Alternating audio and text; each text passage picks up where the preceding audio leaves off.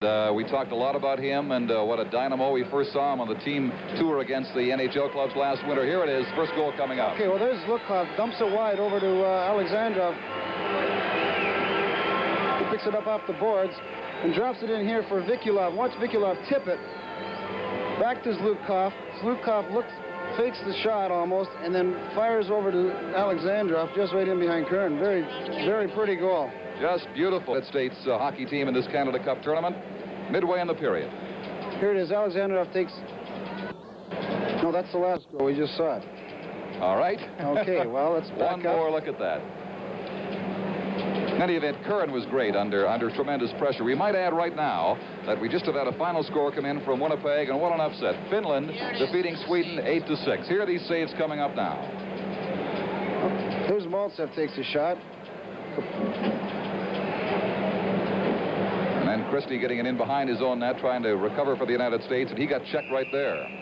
We got the third Russian goal also. And it was given away. Balderas, that was, with a fine save by Curran. Two-way playoff starting next Monday. Here we are down with that third Russian goal again. Alexandrov takes the first shot, and Zhuklov gets it up over the sprawling Curran. Can't do much about those. So 2 goals by Alexandrov, and he figured in the third, a goal by Zlukov. Now we're back in the second period at least. Live action for you on PBS from the Spectrum in Philadelphia. Team USA working it down quickly into the Soviet zone. The Russians now getting some early pressure. Vasilyev has to wheel around in behind his net. Digs it across for Kapustin. Kapustin lobs a long pass ahead. Sargent has it now for the United States. Away from Kapustin. It is shot back in by Bileletdinov, and it's offside of the American blue line. There he is. Gary Sargent, who's played so well for Team USA. Played perhaps the best hockey of his entire career right here against many of these top teams from Europe and from Canada. Nairop in behind his own net for it. Now they work up the left side. Into the slot at center. Is Talafus inside the blue line.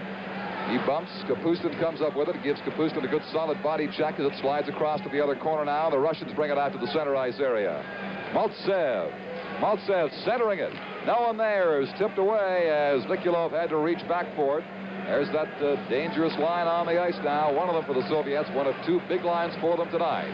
Talafus for Team USA. Crams it inside the line.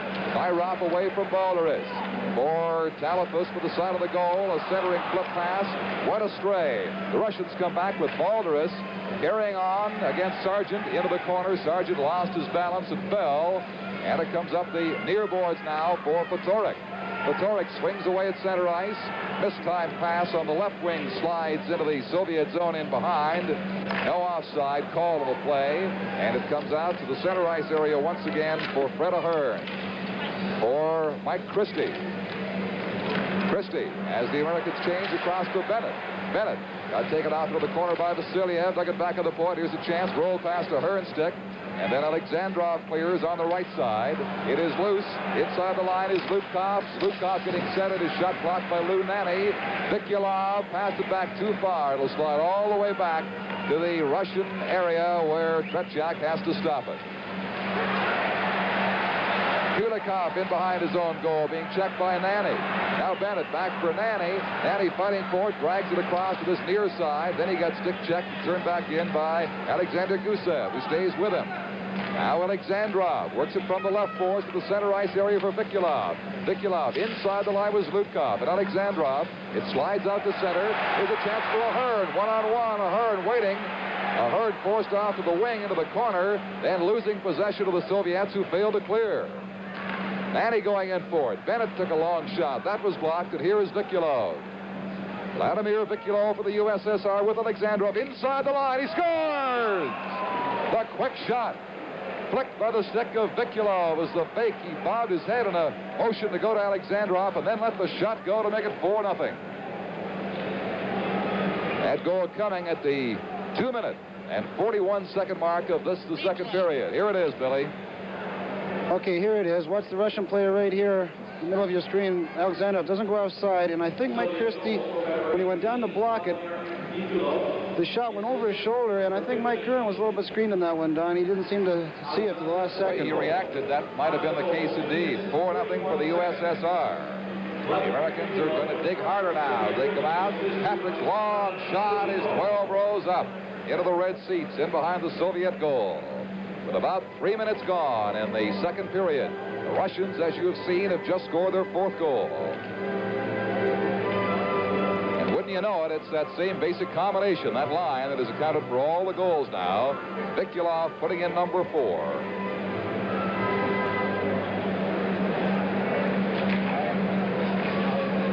From the face-off, Williams slides it back to Rick Chartraw. He lobs it across the left boards, sliding in behind the Russian goal. Soviets start to work it out now. This is number 16, Krikyunov, leaving it at the blue line.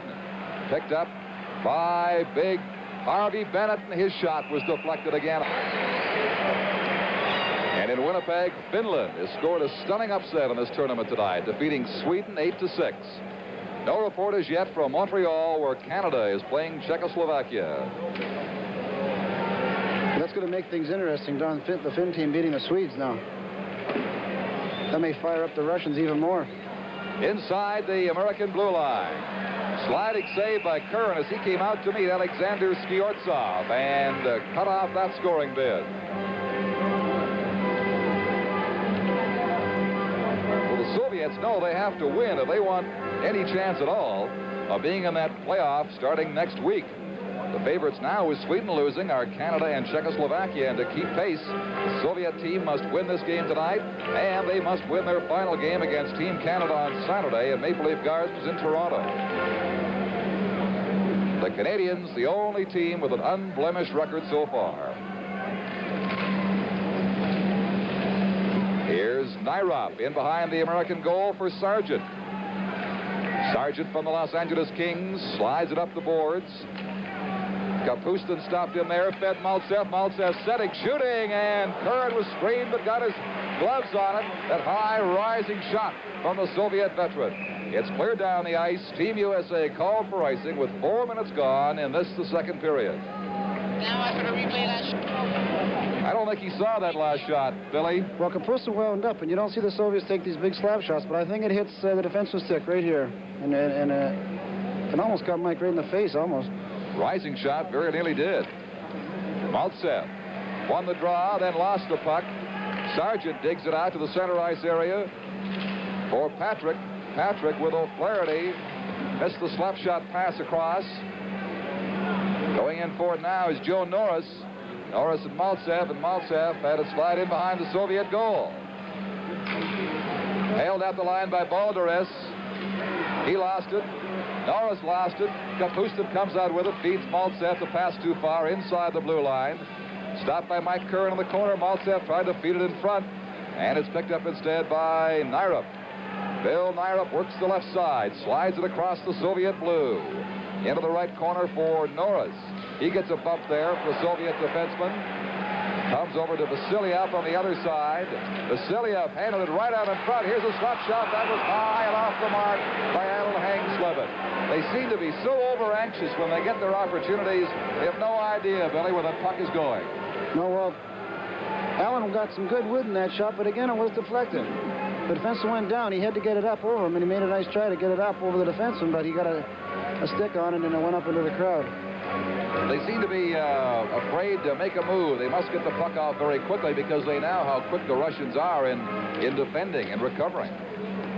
Well, here's Alexander Gusev, number 2 for the red-shirted USSR, getting it out toward the center ice area. Chartraw played it inside the blue line, but caught offside there was Bobby Fatorik, and they will face off. We played just over 5 minutes in the second period. The Soviets have picked up their 4th goal early in the period, and it's 4-0 for the USSR over Team USA from the Spectrum in Philadelphia. You're watching it on PBS. Gusev in front of the goal, had trouble handling it. Now he works it out to center ice. Rink wide across to Alexandrov, digging in the right corner, feeding it back. They pass it so beautifully. That time it's broken up, though. Chartres starts Team USA back 3-on-2. They hit the Soviet line. Inside, the backhand pass was blocked with the skates of Gusev to the corner. Fedoruk knocked off balance. He gave way to Kulikov. Across to Vasiliev, to Gusev, and it comes to the blue line, held in by Fedoruk, who's run down by the Soviet player Krakunov. And back at center ice for the Soviet team is Lutkov. Inside the line, almost. Alexandrov playing it back. They move it so quickly, they waste no time whatsoever in getting that puck around the ice. Gusev, right wing for Vikulov. Vikulov inside the line, feeding Alexandrov. Back for Gusev. His slap shot was blocked by Fedoruk. And the American team starts out at center. Here's Jensen inside the line with Talafus' sharp angle shot blocked by Tretiak. Milbury came in and gave Tretiak a chop, and the Soviet goalie was asking for a penalty. I don't think the officials saw it that way. The referee, Andy Lagasse from Canada. I think Mike's trying to stir something up there and get Tretiak a little off guard. Well, Tretiak hasn't had much to do. He may think he's not even warm yet. That certainly warmed him up. Let's watch it. There it is. Steve Jensen can really skate. He cuts around number 2 there, the Russian defenseman. Let's go, a hard shot. Tretiak grabs. And you see Milbury come in and give him that little bit of a tap. You might call it a tap. You might call it a chop. But nobody called it a penalty. At least not officially. Here come the Soviets now, inside the United States line. Nairov ties the winger up in the corner. Comes across for Kirakunov. Kirakunov down to Belosev. Belosev got turned around in the corner as the Americans get aggressive now in their own zone and force a face-off on the tie-up in the corner. 13 minutes and 25 seconds of second period action remain, with the USSR leading Team USA 4-0 here in Philadelphia. Team USA has got to get back in that Russian end. The last line with Fedoruk right there and Jensen, they had starting to get things rolling a little bit. You have to get some sustained attack down there on Tretiak. Vladimir Kovin will take the draw for the Soviet team. Digs it back to Krakunov, and it was centered in the slot, broken up by Nairov, and out to center ice it comes. Krakunov tried to play it back in again. Sargent fed a left wing pass. Here it is inside the line for Ahern, shooting, and a great leg save by Vladislav Tretiak. The best test for him in the period. Here's Ahern again. He shot wide. The Soviets, under definite pressure there, got away with it because of great goaltending by Tretiak, and here is shooting by the Americans. Back comes the USSR. Belosev back to the point. Slap shot was blocked. Sargent tries to dig it out. Leaves it there. Lou Nanny coming out with it now. Works inside the line and bumped into a Soviet player, and the Soviets are away. They may have a breakaway. Belosev coming in. Oh, and he shot wide. Here's Kurt Bennett to Nairov, who's had a lot of ice time for the USA team tonight.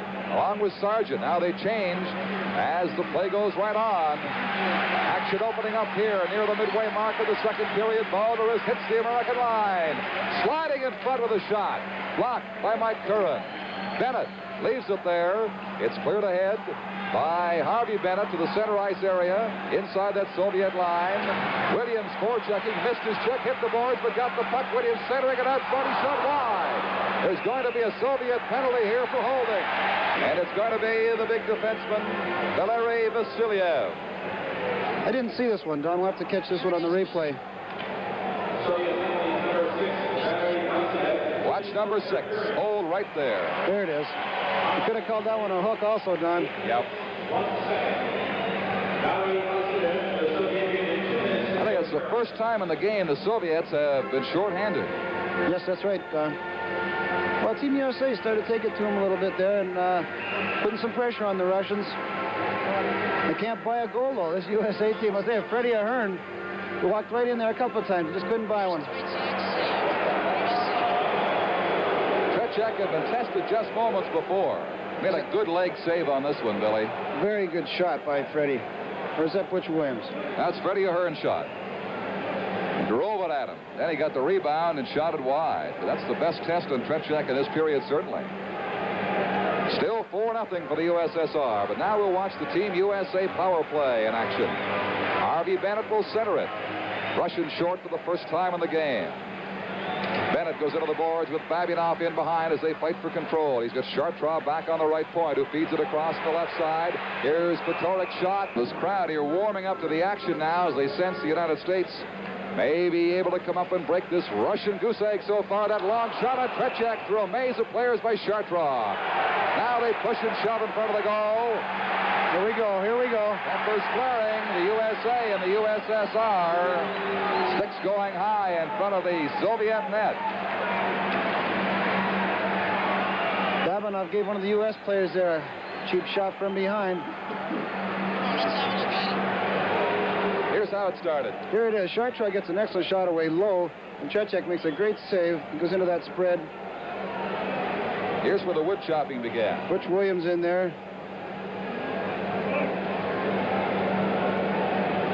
Williams says, "Hey, fella, you touched my buddy." And he pulls Sergei Babinov off. There'll be no penalties ensuing from that. Vasiliev is out for interference, they called it, with 1:44 left, so it wasn't a hole, it wasn't a hook. He simply interfered with him, as it turned out. But it still cost him 2 minutes, and the United States just 16 seconds into their power play situation right now. Trailing 4-0, nearing the midway mark of this, the second period. And in Montreal, there's no score after one period. Team Canada and the world champions from Czechoslovakia. Earlier, Sweden was upset by Finland 8-6. Patorik over to Chartraw, winding up, and the shot was blocked just in front of the goal with the Soviet defense. Rick Chartraw digs it across to the far side again. Patorik winds up. That's blocked by Tretiak. All around the Soviet goal, the play is whistled down. There's going to be a high-sticking penalty, I think, against a Soviet player. Maybe one each way. Yep, I think they got Bennett for high sticking, and the Russian player slashed him back. So the Soviets will be down to 3 attackers plus their goalie Tretiak, and the Americans will still have the advantage. Yes, in goes Harvey Bennett, tall, rangy player, and into the other side of the penalty box is Bila Letinov for the Soviet Union. Zinitel Bila Letinov. I wanted to say it just once tonight to make sure I could. When you weren't rushed, right, Don? I'll tell you, I can't believe the job you're doing. That's a very common name he has if you live in the USSR. It's an everyday, it's a housework.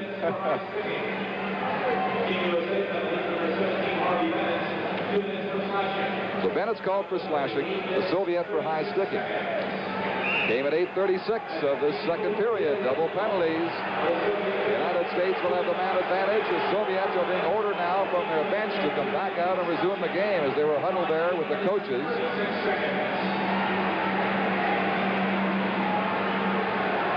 Have you noticed?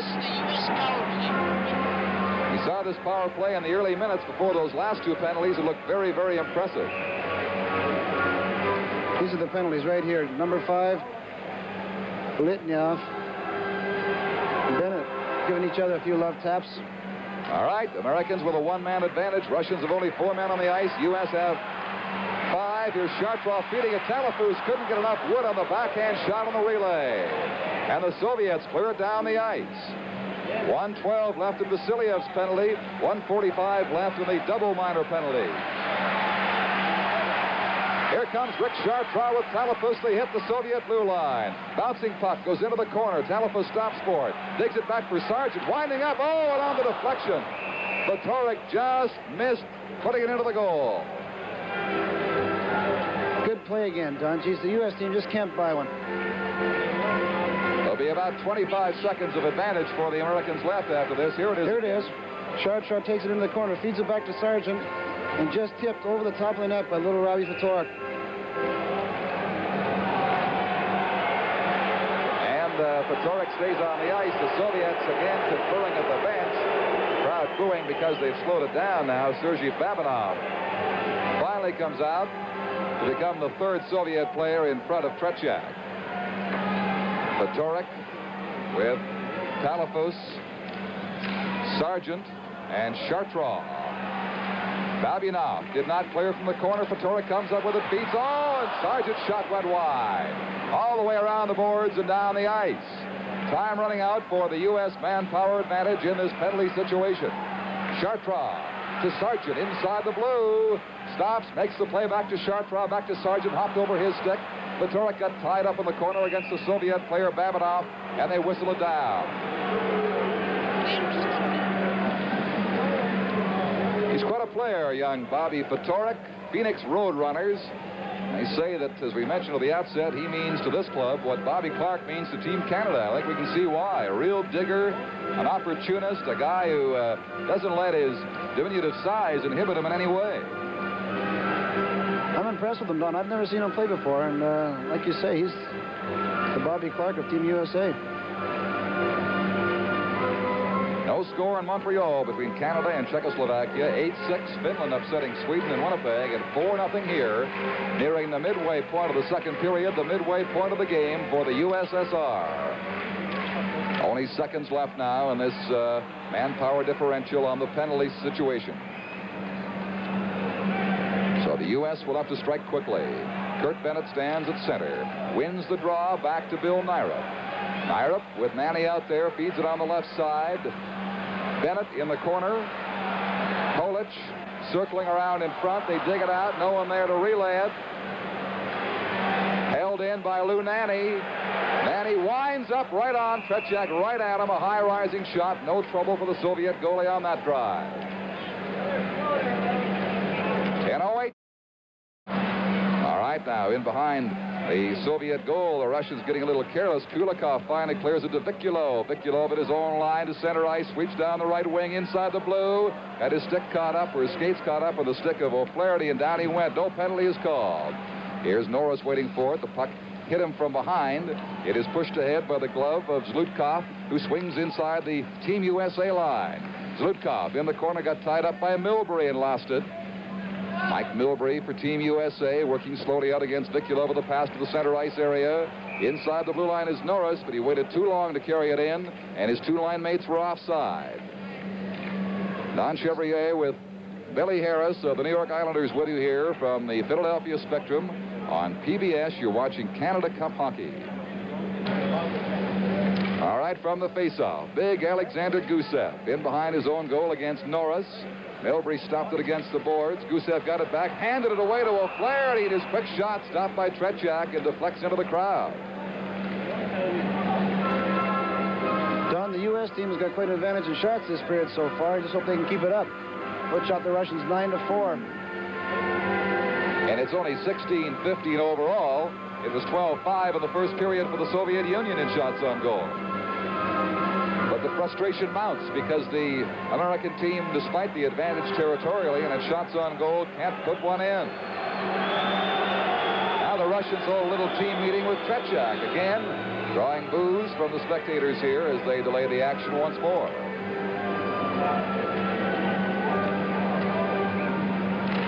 Alexander Maltsev won the faceoff. Then the Soviets got tied up. Here's the pass for O'Flaherty from Norris. Norris into the corner with it, digs it back on the point. That shot, a pass into the corner, went aimlessly wide. Norris escaped the check behind the goal. Maltsev took it away from him. Milbury winds up. Not enough wood on that slap shot. Norris has it. Can't find a man to pass to, and the Soviets dig it out, and here comes Sergei Kapustin. So Kapustin overskates the puck at the American blue line. Back with it is Rick Chartrand. For O'Flaherty, it's too far down the ice. They'll call Team USA for icing with 8:17 to play in this second period. And there you see it, 4-0 for the USSR. And I see that you'll be here with the Islanders in Philadelphia, Billy, on September the 19th. We open up here also, Don. Our opening game of the season is here, I think it's October 7th. You could pick an easier place to start, you know. Oh, well, hey, if you're going to start, you may as well start with the best. Face off with Maltsev in the circle for the USSR. Digs it back to Kapustin, winding for the backhand, lets it go, and a fine stop of the short side by Mike Curran.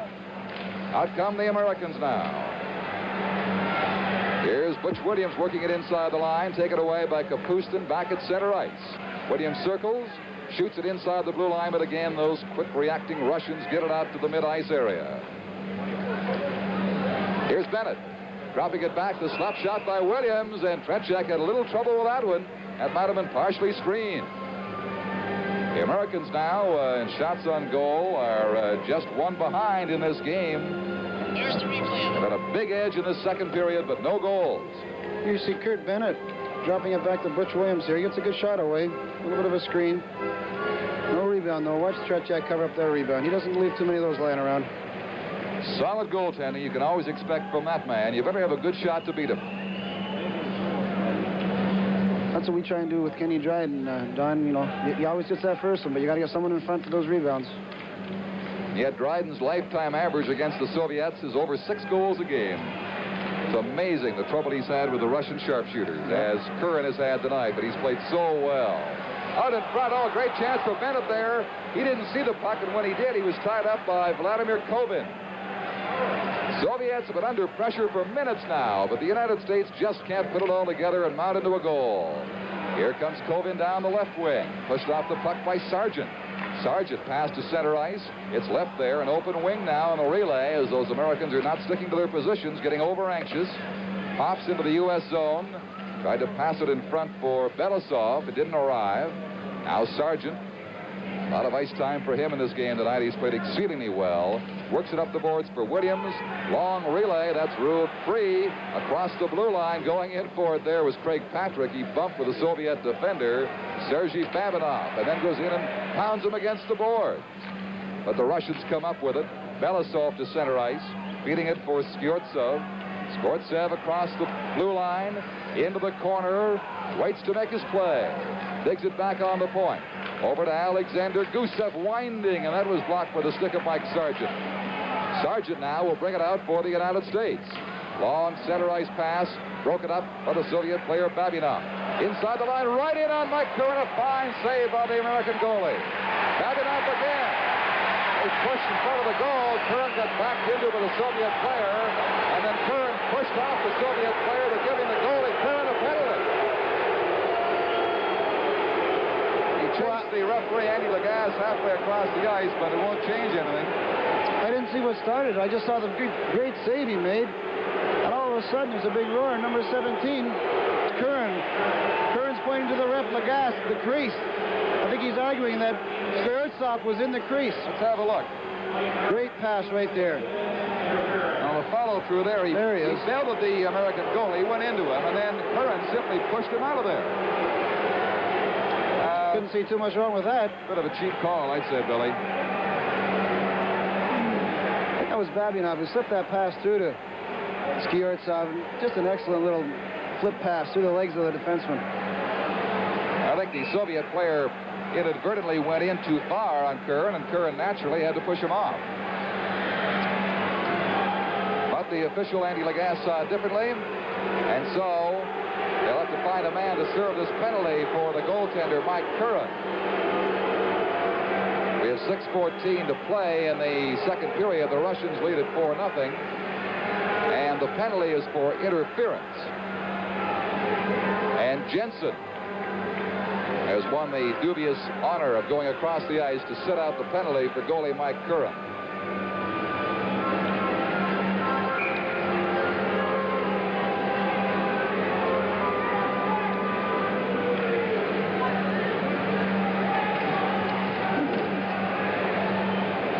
The Soviets will have their power play on the ice again. And guess who they send out?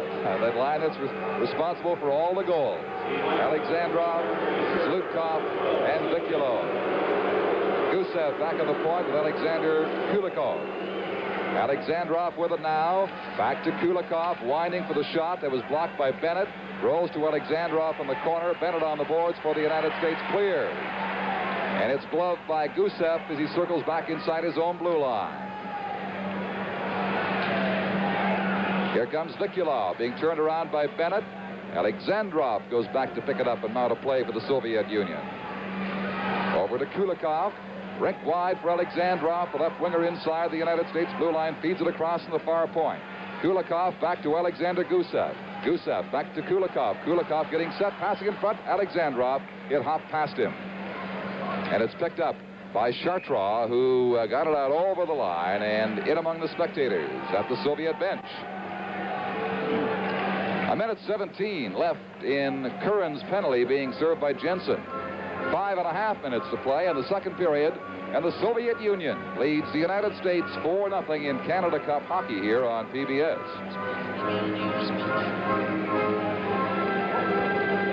This United States team put together in Providence, Rhode Island, a training camp by Bob Pulford has come a long way, just a few weeks. They've got a long way to go tonight if they want to come back and beat the Soviet Union. They trail 4-0. Here's Vasilyev. Across to Gusev. Relayed back. As the Soviets finally start out with Zlutkov carrying.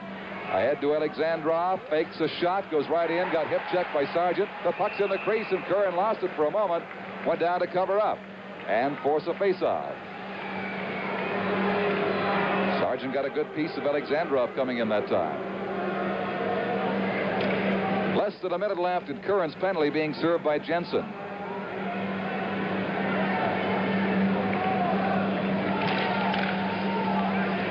Here's Sargent shooting it away to a corner. Vikulov with it for the USSR.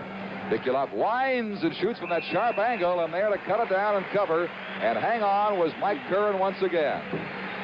The Russians are shooting a lot more, Don. Here's the replay. Here it is. Now, normally the Russians will try and set something up from here. You wouldn't see a Russian take a shot from this bad angle, but maybe want to try and catch the goalie off guard. Late change after the face-off. Puck was dropped for a moment, and now they'll do it again. As Bob Pulford changes personnel to try to kill off the remaining 48 seconds of this interference penalty. There's Big Gusev. Veteran of Olympic and World Championships with the Soviet Union. 2 series against Team Canada, 72 and 74. And, of course, that tour of NHL cities this past season. All right, play resuming. Shot to center ice by Nyrup for the United States all the way down to the Soviet zone. But 35 seconds left of the penalty now. The Americans trying to keep the pressure on the Russians in their zone, but the Russians break out. It's 3-on-2. Across the line, Zlutkov back to Vikulov. Vikulov setting for Alexandrov, and the puck never got there. Sargent looks up at the clock, skates slowly to kill some time, has to go back for it on a check by Alexandrov, and feeds it back inside his own line for Bill Nyrup. But Alexandrov is with him all over the ice. Gusev watching it slide down in behind his own goal now. 5 seconds left in Curran's penalty for the United States. And out comes the Soviet Union as they change on the go. They've got Maltsev out there now. Alexandrov shot blocked. It was tied up by the American defense. The rebound was shot wide. Vikulov got knocked down by Sargent. Back comes Fedoruk. Long lead, headman pass. Just missed at the blue line. Good check, no penalty call. Fedoruk tries to center it out. Pops in behind the goal into the corner. Alexandrov with a long shift for the USSR still on the ice. Plays it for Maltsev. Maltsev stopping in the corner. Lost control. Back comes the United States team, but it's broken up by Kapustin. The Soviets constantly forechecking, constantly coming forward and putting pressure on the Americans.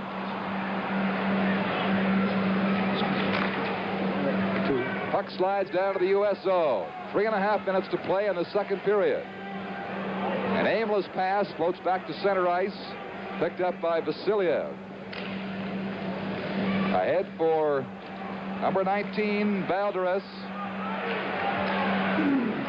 Balderas inside the line, got taken down by Milbury. Back comes Team USA. This is Fedoruk backhanding it in front. Oh, what a great chance there as Dean Talafus came right in on Tretiak. Here's Fedoruk missing it. Flips it back. Talafus keeps it in. Talafus centering it for Jensen. Hopped over his stick. And Balderas comes out with Kapustin. Across the line. Rolls it down beside the United States goal. Could have been a high sticking call on that last play at the blue line, but it went unnoticed by the officials. The USA with 2.5 minutes to play in the period of a play broken up again on the blue line. Here comes Maltsev. Maltsev inside the line, left and right there. Talafus 2-on-1 with Patrick inside the line, getting set to pass to Patrick, broken up by Balderas, floating back to recover for the USSR. Here's Trikunov. His centering pass was shot by Belasev, blocked again by Mike Curran. We have just over 2 minutes to play now in the second period. Soviet Union 4, the United States nothing in Canada Cup hockey from the Philadelphia Spectrum. The Americans with their chances to be sure in this period, but they have not capitalized yet. The Russians coming on stronger once again. Kovac inside the line, drops it there, and oh, a deflected shot by Belousov rolled wide. In behind the goal goes Skyortsov. Skyortsov getting it back for Krikunov. Krikunov lost control, and finally out to center ice it comes on the stick of Butch Williams. Williams, hip check by Vasiliev, finally had to give the puck up. Patrick comes skating in. He can't gain control. Out comes the Soviet Union.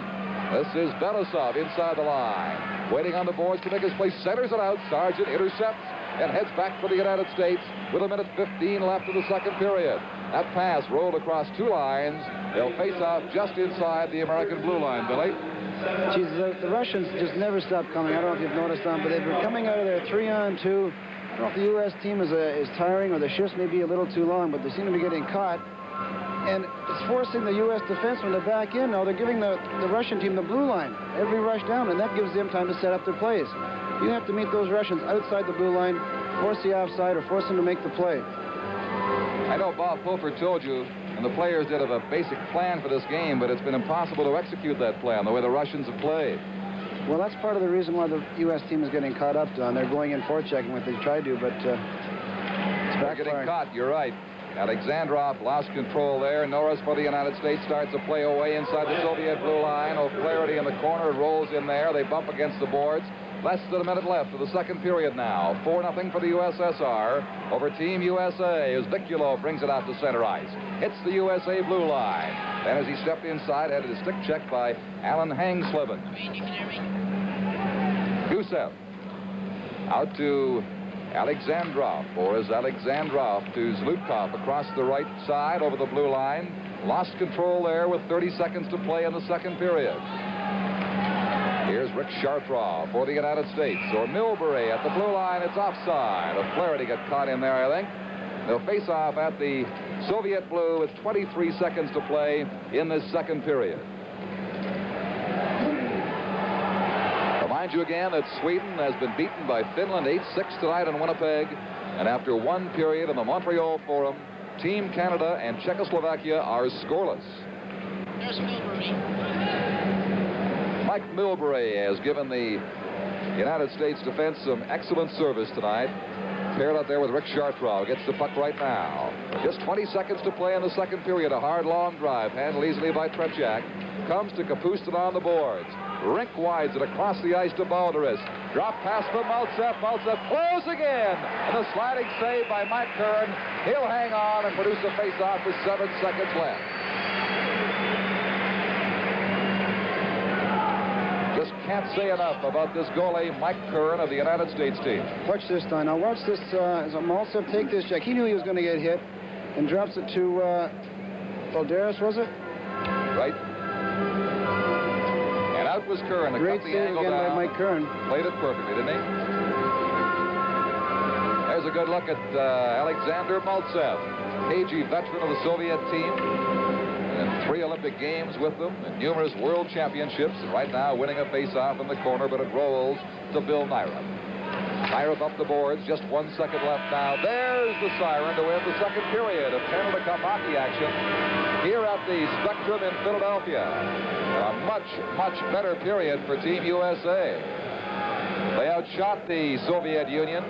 They held them to only 1 goal, and that sounds a bit ironic or a bit inconsistent, but the way this game is going, if you can outshoot them and hold them to 1 goal, you've done well. Unfortunately, Billy, Team USA could not put it together offensively inside the Soviet Union. And if the United States could somehow come back and win this one, because Sweden has lost tonight to Finland, they could be in a 3-way tie for 3rd place. Third period play is underway, but the American team has got a big challenge ahead of it now as the puck is chopped by Ahern up into the crowd. Alexandrov getting 2 goals. Zlutkov and Vikulov, 1 each for the Soviet Union. That line accounting for all 4 USSR scoring plays tonight. Puck dropped by Matt Pavlich, comes out to the blue line area held in by the United States. Here's Milbury keeping it in for Bennett. Bennett stopping, flips it right up beside the goal. No American in position to make a shot. Milbury against the board, centers it out. That was deflected, and the Soviet team now brings it out. Here is Vikulov with Alexandrov. They hit the USA blue line. Good moves by Alexandrov, but no one to pass to on the relay as Lutkov was out of position. Chartrand ties up Vikulov behind the goal, allows Milbury to carry it out. Across to Bennett. Kurt Bennett across the Soviet line. Drop pass for Polic. For Ahern. Ahern had it bounce off his stick and a stick check by Vikulov. Shoots it back in, but trapped there was Bennett for the offside call and the ensuing faceoff, which will come just outside the Soviet blue line. Shots on goal at this stage in the game, 21-18 in favor of the Soviets, but they've got a 4-0 lead. Don Chevrier along with Billy Harris of the New York Islanders with you from the Spectrum in Philadelphia tonight on PBS Live Canada Cup hockey action.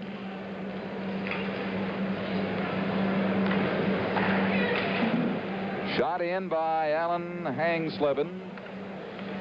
Cleared around by Bedeletinov for the Soviet Union. Gets it out on the right side for Lebedev. His first time on the ice tonight. Lebedev's relay. And just missed by Golikov as the Russians change players and put new ones out there early in this third period.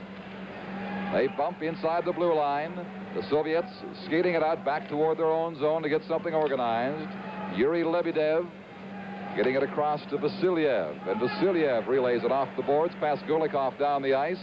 Curran lets it go. No icing is called. Waved off by the officials. Sargent overskates the puck. Repnev also on for the first time. A complete new Soviet line.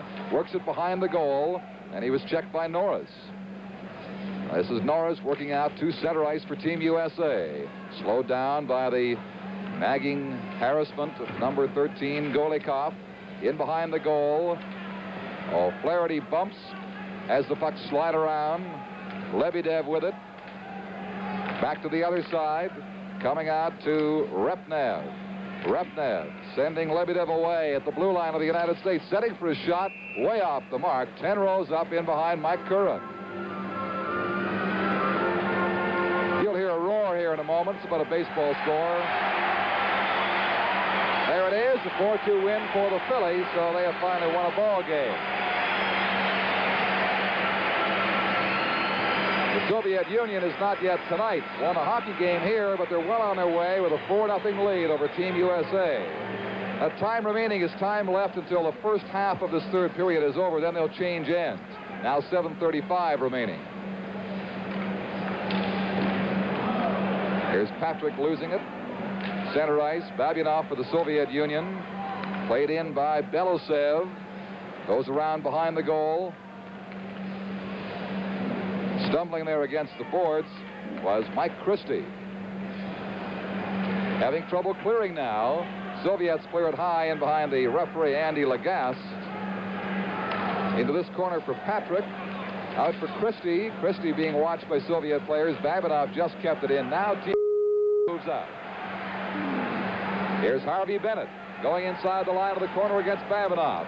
Plays the puck, not the man. Tries to tie it up for a face-off and succeeds. There'll be a face-off with 6:51 until they'll change ends. 16:51 left in this third period. Well, this number 4, Sergei Babinov, has played an outstanding game for the Soviet Union. He's a new one to me, Billy. He wasn't around in previous tours. I've never seen him before, Don. But indicative of the tremendous depth of hockey talent in the Soviet Union. They keep coming up with new ones all the time. They've left Yakashev at home, Varlamov at home, Mikhailov, so many of the veterans we've come to meet. No, Sagankov, and yet with this new team, these new players, the Soviets are dominating here again tonight. Long shot handled easily by Tretiak. I'd like to get into why they brought these players over a little later, Don. We get a break. All right. Working inside the line was Rick Chartrand. Finally had the puck taken away by a guy that's very familiar, Alexander Gusev. Vikulov is up top line, is on the ice now, battles against the boards with Milbury for possession. Comes out to Talafos at center ice. Gusev with it for the Soviet Union. His pass for Zlutkov popped over his stick. Chartres to Talafus. And that pass for Fatorik went astray. Americans being pinned in. Now they come out to center ice at the Soviet blue line. Inside the drop pass for Fatorik. For Jensen, off the mesh, the back of the goal. Jensen tries to jam it in front, being tied up by their strong player Alexander Kulikov. And that'll bring about a face-off to the right of Tretiak. Yes, about this thing you wanted to bring up, Billy. Well, Don, I was listening to the press all along before the tournament started, and the Russians put in a list of a certain amount of players that they didn't include certain big names. And then, when they applied for their visas, these names were on the list. But there is a lot of new ones. Now, these are younger players. Now, the Russians apparently claim that they want to get these players ready for the World Tournament. Now, there's been a lot of controversy over whether possibly the Russians were scared of losing, and they're using this as a cop-out, or these players may be used to playing on the smaller Canadian surface. I don't know, but maybe they thought coming over here, playing all the games over here, they just didn't feel they were going to be able to win it. I think that's partly true, what you say. Also the fact that you can't, you have to try to understand the Soviet line of thinking, and that is that this is not a world championship to them. The official world championship is in April in Vienna, and to them that means much more. But don't kid yourself. I'll tell you, they'd like to win here. They'll downplay it by saying we had new players if they don't. Well, I think that these are their best players. There's no doubt about that. As of right now, and just think what's left back home in case these don't pan out. Anyway. If these aren't their best players, I'd hate to see their best ones. Well, Yakashev I'm certainly thinking of for one. Against the boards, there's Nairop taking the Soviet player Lebedev heavily in there, and the play is whistled down. There'll be a face-off coming up just inside the Soviet blue line with exactly 15 minutes left in the third period and the game, and 5 minutes remaining until they'll change ends here in the third period. Another thing, Don, I don't know if you've noticed in those shots down by the Soviet bench, they've adopted, no doubt about it, some, what could you call it, American habits or traits, Canadian traits of the game.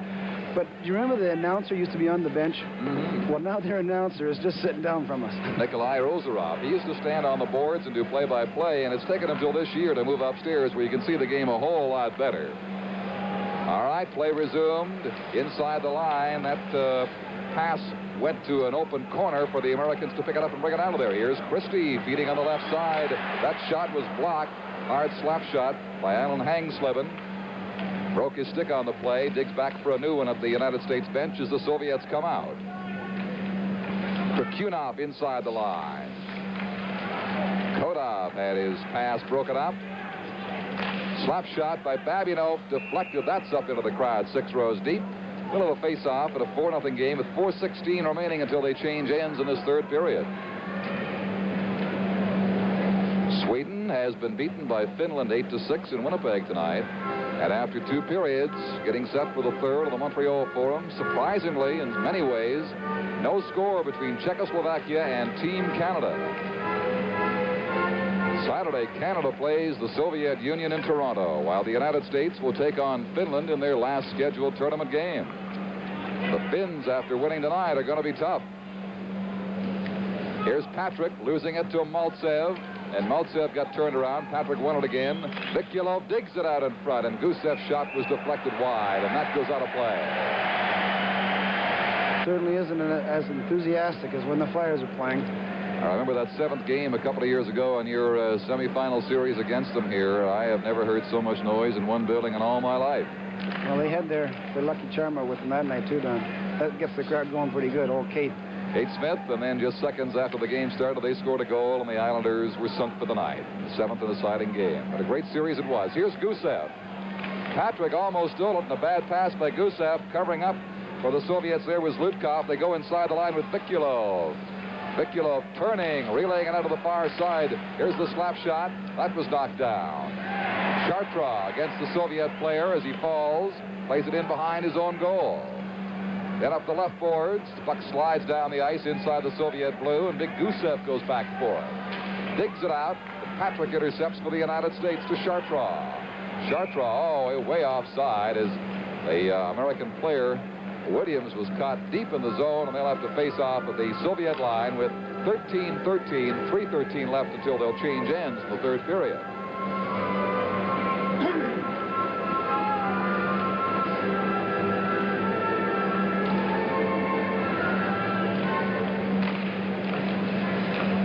Nyrup gets it back from Sargent, then overskates the puck.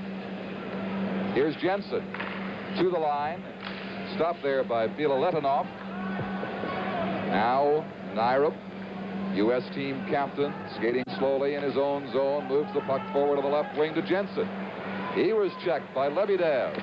Lebedev, a quick relay in front of the goal. Passing it out in front again, and Repnev couldn't get there. Here's Lebedev. He's being tied up by Nyrup. Puck slides up the boards and finally out back inside the Soviet blue line. Soviets not passing with the crispness they had earlier in this game, but they've got a 4-0 lead now, and maybe you're sitting back on it just a little bit. Patorek to Jensen. Jensen got stick checked.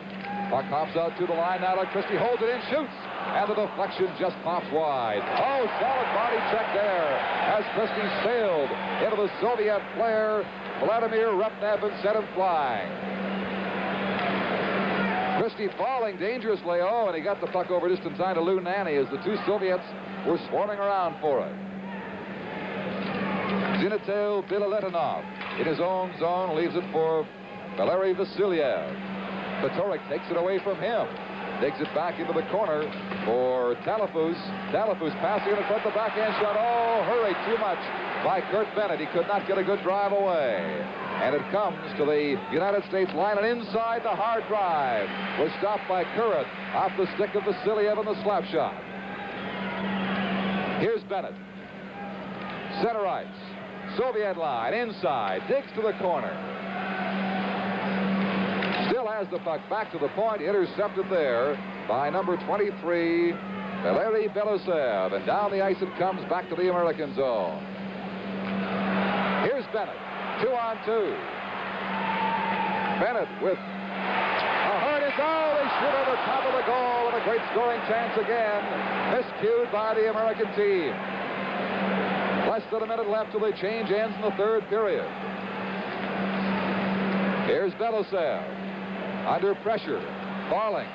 No penalty there. Just some good tight checking by the American player Lou Nanny on defense. Christie has been throwing his weight around in the last few minutes. Gets it out to Polic. Polic inside the line. His shot goes wide. Ahern carries on the corner against Babinov. Babinov wins it. Takes a stiff check, but gets the puck free, and it slides down the ice as the contact picks up here with now 20 seconds to play until they'll change ends in the third period. The Soviets lead 4-0. Opening up a little bit now as the American team fires it down wide. The rebound, and Williams hammered one. Or it was number 29, Hangsleben, fired one from point-blank range. They're taking runs now. That'll likely be a charging call. Running at the Soviet player was big number 3, Rick Chartrand, and a penalty that really he shouldn't have taken. No, that was needless. He's big and strong enough just to stand still and hit him, but I still don't think it was an elbow, Don. It looked more like a charge, if anything.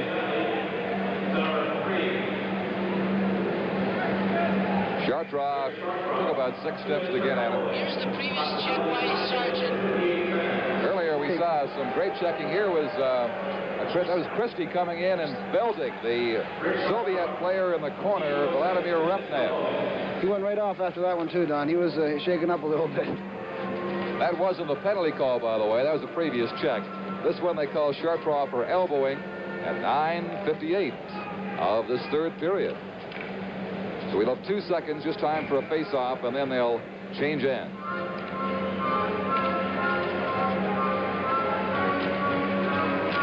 There it is. They drop the puck. They know there's no time. Gusev hangs on to it, and now they will switch around for the final 10 minutes. And I should explain how this rule originated.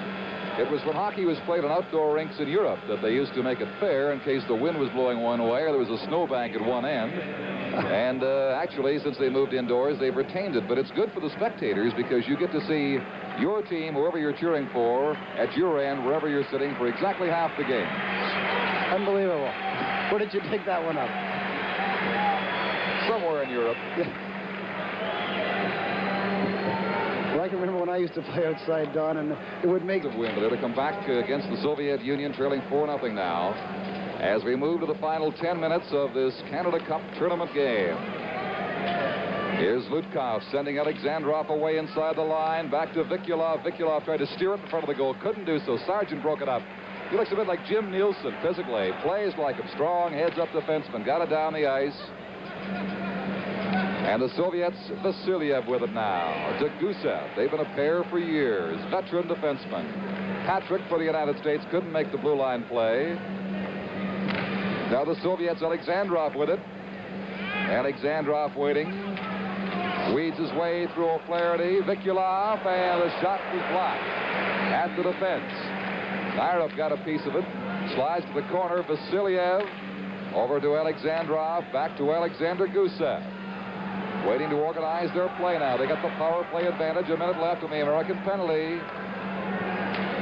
Gusev feeds it down the boards. Takes it back on the point. They'll take all night until they can make it work. Over to Vasiliev. Vasiliev feigns the slap shot, drives it down to Alexandrov, and then a miscue. It's picked up by Craig Patrick. Back he comes for Team USA to center ice. With Sargent inside the line, or O'Flaherty. The Soviets pick it up. Vikulov to Zlutkov with Alexandrov 3-on-2. Oh! The defenseman Nairov fell. The relay in front of the rebound. It's still loose in there. And finally, Nairov recovers for the United States, but does not clear all the way out. Vasiliev gets it across to Alexander Gusev. Gusev into Zlutkov. Back to Alexandrov, setting to Vasiliev. Hopped over his stick. Out it comes. 15 seconds left of the penalty. The United States may now be able to kill the Soviet power play. Short draw off for elbowing. Just 5 seconds left in that penalty now. We have 8 minutes left in the game, and the Soviets lead 4-0 here at the Philadelphia Spectrum. Chartra's back on. The teams are at full strength. Here's the pass for Lebedev. That's called on the offside at the American blue line. By the way, midway in the third period, in Montreal, no score between Canada and Czechoslovakia. Okay, let's have a look at Curran's saves from behind the net. Billy, here's Mike Curran at work. All right, here's the Russian player cutting out in front. Let's go, a very hard shot, and the rebound goes over to the right. The pass back over to the Russian, off the crease there we saw, was blocked by the U.S. defenseman. That's typical of those Russians, though. They don't like to spoil a shot, take a bad shot. They'll set somebody up. They'll wait all day until the right shot comes along. Lebedev, long lead, headman pass for Repnev goes too far. In fact, far enough to be called for icing, and they'll bring it back. With 7:39 to play in the hockey game. 4-0 for the USSR. Philadelphia has been the home base of the American team. They played 2 games here. They tied the Czechs 4-4 the other night, and now trail the Soviets 4-0. They will be playing in Montreal, their final game on the weekend against Finland. The Finns tonight knocked off Sweden 8-6. That'll be quite a finishing game for both these teams. Here's Christie from the point. His deflected shot goes wide. Bennett against the boards. Gets tied up by Vasiliev. Christie keeps it in from the left point. Vasiliev for the Soviet Union, getting it around on the far side, and finally out to center ice. Golikov works it out there. Vasiliev, the defenseman, rushing in with it now. Drops the pass on the right side. Here's Golikov turned around, tried to feed Vasiliev. He gets hammered against the boards by Ahern, and the United States team brings it back to center. They're 2-on-1 going in now. Now the Soviets come in. Golikov caught up with it, and there's going to be a play whistle down. And I believe a penalty detected by the referee, Andy Lagasse, inside that USSR blue line. It'll be a Soviet penalty to number 13, Alexander Golikov. Did you catch it, Bill? I didn't see it, Don. Did you notice the Russian passing? Just incredible passing. Canadian, or the U.S. players came back, tried the same play, and they just haven't played enough together, and Freddie Ahern dropped it there for Bennett, and he just wasn't expecting it. So scientific, so quick, and their reflexes are just incredible to watch. Well, I listened to Freddie Shiro during the intermission while you were getting a soda. Very interesting talk, and that was part of it there. The Russians are so adept, and they're so quick. They're all-round athletes. They're top soccer players. They're top gymnasts, and it shows the way they move out there on the ice. I'll tell you, Fred Shiro knows that Russian system and how they think and react as well as any man in North America. Here's a pass right in front. Oh, a point-blank save by Petchiak, robbing Dean Telefos, who had him cold. I'll tell you, this U.S. power play is looking all right, Don. Great pass by Robbie Fatorik. Spotted Dean Talafus over there in the high slot. Maybe we'll see it here. Here it is. Chartra over to Fatorik. Controls it. He skates in, fakes his shot, and lays it right in there. Just Dean's all alone, gets his puck up on Chechak, and he couldn't find a corner, could he? He drove it right up into him. He couldn't go left or right. I don't think he meant to get up that high. I think no. When you're that close, you should shoot in. What a great scoring chance for the United States to break this Soviet shutout. 6:48 left now, minute 45. And Dolokhov's penalty. Talafus a good stiff body check there. And the Soviet player came out of the corner swinging. He didn't like that. As gloves come up now, and tempers flare in that USSR corner to the left.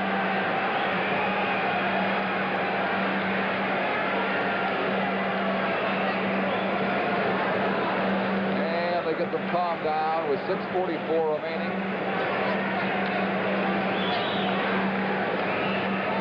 Babinov skating out of there, back to the Soviet bench to Gulag. We're going to have another look. Here it is, Don. The Russian players got it now. Bennett and Talafus sort of gang up on the guy. That's not what you mean by 2-on-1, is it? They could have called that one piling on. There were too many men on the ice in one spot. It was Repnev who took the pounding, and he didn't like it. He fought his way out of the corner. All right, play about to resume now. Minute 41 left on that Soviet penalty. The Russians with Repnev in behind the goal, failing to make his pass flick, comes to Harvey Bennett. Away from Babinov, swings it back to the point, the left side. Try to work it across to Chartrov. Bad pass thrown down there.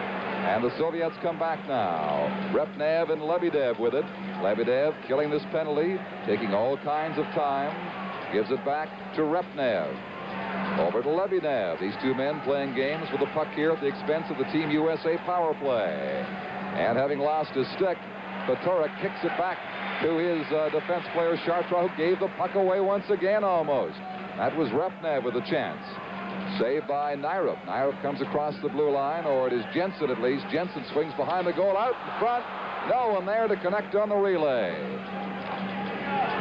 Repnev. One-on-one, lets a fast shot go. Handled high with the glove hand of Mike Curran. 40 seconds to go, and Golikhov's slashing penalty for the USSR. The United States has not capitalized yet on a power play. They'd love to hear, but right now the Soviets bring it inside. That was Vladimir Krakunov. Had his play broken up. On the left side, sweeping down, it is Bennett. Tall, rangy Kurt Bennett inside the blue line. Drops it back for Fatorik. Fatorik stick check there momentarily. Kept in by Chartrov. Chartrov down to Jensen. Jensen ties up, leaves it there. In the corner, it slides free for a Hearn. Then a Hearn gets himself tied up by a Soviet player. And they go down in the corner trying to force a face-off. Babinov finally squeezes the puck with his skates and brings about a face-off. Rick Chartrov, who's played for the Nova Scotia Voyageurs in the American League and in the playoffs with the Montreal Canadiens, made a fine contribution. He's got a great future. Got caught a couple of times down ice, made a couple of mistakes that were almost costly, but as a defenseman, he put the pressure on from that point on the Soviets on that attack. We have just 2 seconds left now, the penalty to Golikov. So it appears the Russians have killed off the American power play once again. Here's a misconduct now coming up to Nyrop. He said something to referee Andy Lagasse, and Lagasse was having none of that. I don't know what that was all about. The only thing I can figure out, Don, is Team USA was arguing that the Russian player held it and there shouldn't have been a whistle. Should have been a penalty, or he should have played it. Well, Nyrop is back talking to him again. He's got the misconduct already. And that effectively takes Nyrop out of this game. He's played well.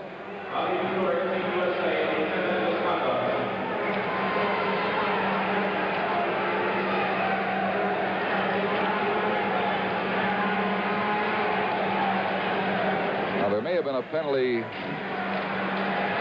It's Fatorik going into the box, not Nyrop. Nyrop was down talking, I guess, to the captain, appealing the misconduct given to Bobby Fatorik. So they've lost him for the game. Now Golikov comes out on the ice to end the shorthanded situation for the Soviets. Again, we didn't see anything on the part of Fatorik, but obviously he got close enough to say something the referee didn't want to hear. 5 5 minutes left in the hockey game. He's played well, young Bobby Fedoruk. I said it'd be a shame to lose Nyrup. It's a shame to lose this young man, too, the way he's played.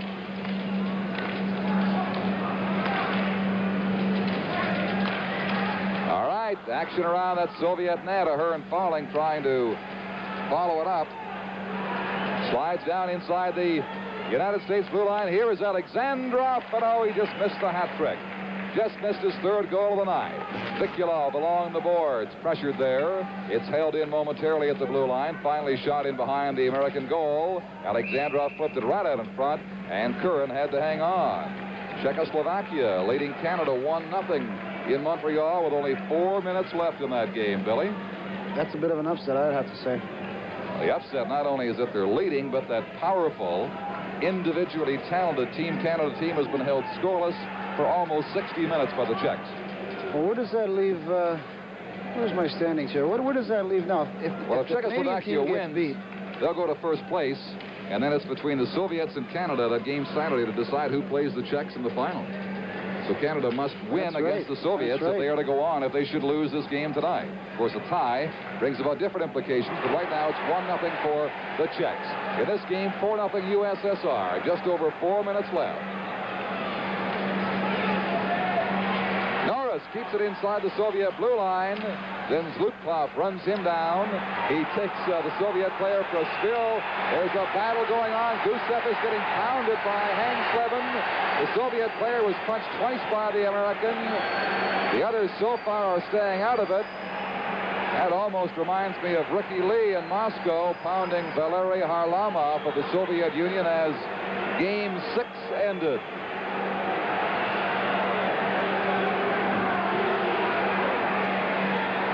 Slevin was angered by the Soviet player and fired 2 punches off at him. At center ice, Vasiliev and Butch Williams are having a little tete-a-tete.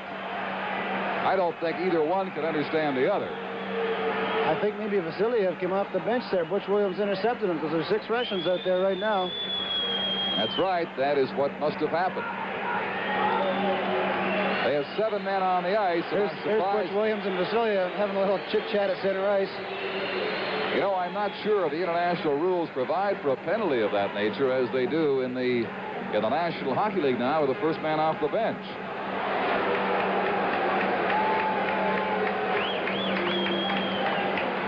That's a new NHL rule, certainly, a year or so ago. Yeah, they brought in a few more this year, Don, to try and curb the so-called brawling and...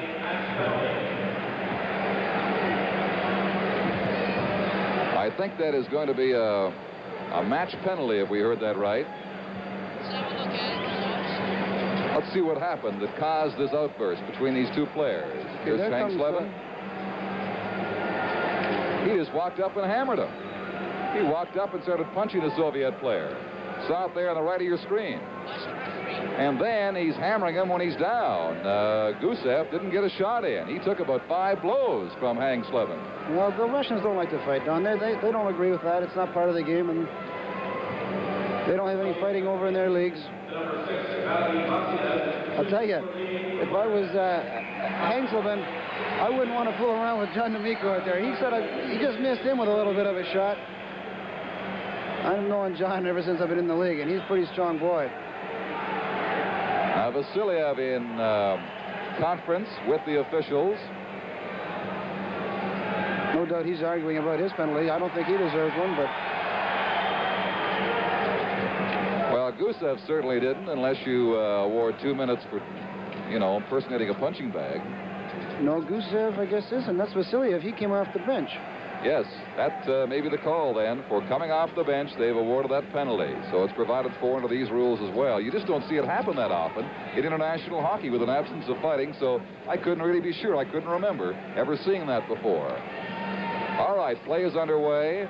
There's been a match penalty, a bench penalty for leaving it to Vasiliev of the Soviet Union as the American player hammered the Soviet player Gusev. And is gone. Here's Nyrup now for the United States. We've had a misconduct and a match penalty given out in the last few minutes of play. 3:35 to play in the game. And they whistle that play down for a face-off which is going to come all the way back down the ice into the American zone. It's a good look at Peanuts O'Flaherty, Don. He's a real firecracker player for the Vancouver Canucks. Peanuts O'Flaherty. I'm sure you've heard of his father. Great NHL star for a number of years.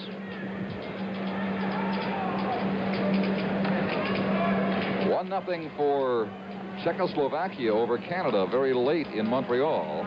And 4-0 for the USSR here over Team USA, while Sweden has been beaten by Finland by an 8-6 score, all in Canada Cup action tonight. With a minute left now, it's still 1-0 for the Czechs in Montreal.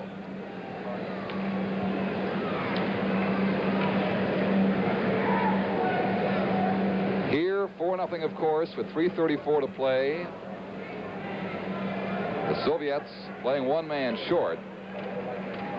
With Vasiliev in the penalty box, but of course they're at even terms on account of the match penalty handed out to the American player, Alan Hangsleben. And I think that probably was born out of frustration as much as anything else. This American team has thrown all they have at the Soviets. They were disorganized early in the game, but they came back to play so well in the second period and had so many good scoring chances that just missed. With a few breaks this period, too, Don. They just can't seem to beat Tretiak right now, so you're right. I think it's a little frustration.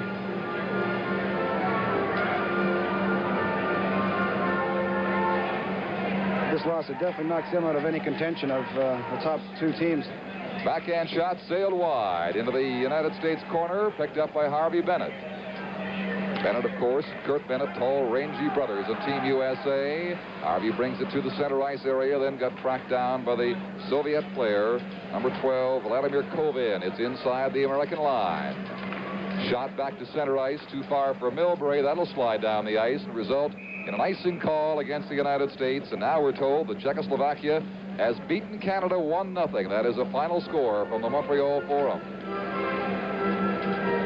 which sends the Czechs to the top of the pack with 7 points. Canada has 6.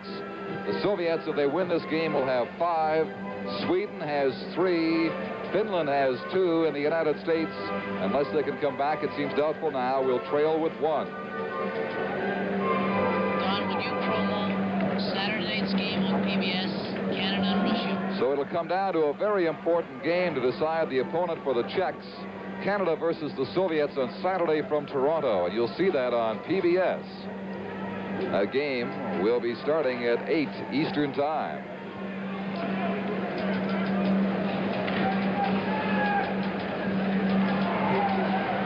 Gusev has recovered sufficiently from the pounding. He took a few minutes ago to play this puck up on the right side across the line for Repnev. Repnev lost it there. It goes into the corner. That is Alexander Golikov trying to get it free at the crease, and it is held by Mike Curran, with Christie holding the Soviet player off with 2:41 to play in the game and 41 seconds in the bench penalty to Vasiliev. Don Chevrier with Billy Harris of the New York Islanders with you from the Philadelphia Spectrum, as we have seen an inspired and motivated USSR team spring to action early, take a commanding lead, and then hold off the thrusts of the American team the rest of the way.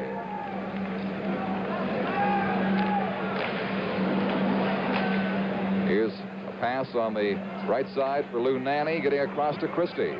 You know, Billy, it's an unusual game of hockey when you think that Team USA tied the Czechs 4-4 on Tuesday, and the Czechs tonight beating Canada 1-0 in the Montreal Forum. There's a goal, the 5th goal by Repnev. As he drove that one on a great shot indeed. Past goalie Mike Curran. Great shot. And I was just about to say, the U.S. is playing well.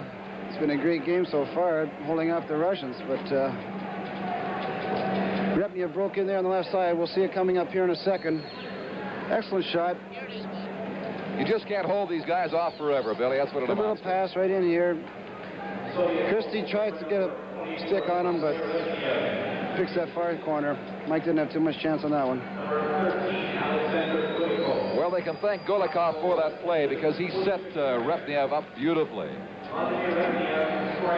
Here they come again. A quick shot, gloved and deflected off the target by Mike Curran. But again, there's no faulting Curran in his performance tonight for Team USA. Outshot 29-22. 5-0 the USSR is the score with fewer than 2 minutes remaining now. Here's the long lead pass. Sargent recovering for the United States. Comes to Milbury in the American corner. Out to center ice. Russians content to backpedal a bit now and use up some time. Confident they've won this game by a comfortable margin. Repnev's goal is the first one tonight not scored by that big line of Alexandrov, Zhutkov, and Vikulov. And that shot drives wide. The rebound is loose in there. Picked up by Sargent and cleared down the ice for the United States with now 1 minute and 20 seconds left to play. Remember, Czechoslovakia has beaten Canada 1-0 tonight, while Finland upset the Swedish team 8-6. It's been quite a night in Canada Cup hockey in 3 cities: Philadelphia, Montreal, and Winnipeg. Here comes Bennett, weaving his way away from Zlutkov. Into the center ice area, got tracked down by Maltsev, who's been used sparingly in this third period. Of course, the Soviet veteran. Gusev's had good ice time, though, and he's on there right now in possession of the puck at the blue line. 45 seconds to play in the game. Hops over Vikulov, stick that pass. Goes into the corner. Vikulov waiting for it there. Intercepted by Bennett. Bennett across to Milbury. Milbury skates inside the Soviet line. Bumps at the boards, gives it back to Bennett. Bennett's pass off the boards too far for Chartrand on the point. Comes right back down to Mike Curran with now 20 seconds left.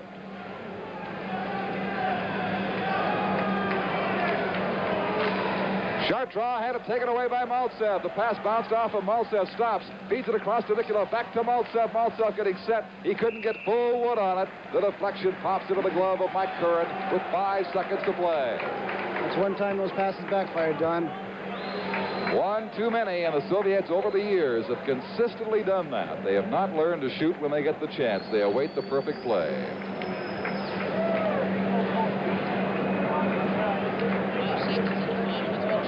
So we have 5 seconds left here, and the Czechs, having beaten Canada 1-0, have turned this tournament upside down. It means that Team Canada must now, with their first loss tonight, defeat the Soviets on Saturday in Toronto, and you'll see that on PBS Saturday night from Maple Leaf Gardens. Seconds ticking down to 2 as Vikulov is elbowed by Milbury, and there it is, the final buzzer to end the USA-USSR Canada Cup hockey game here in the Spectrum. A little bit of a scuffle there with Williams. He looked like he wanted to start something. I don't know. Well, the officials, and these are KG veterans, D'Amico, the linesman, and Pavlich moved right in there. Final shots on goal are 30-22, which makes it appear much closer than it was. But the Soviets got the jump early and maintained that advantage despite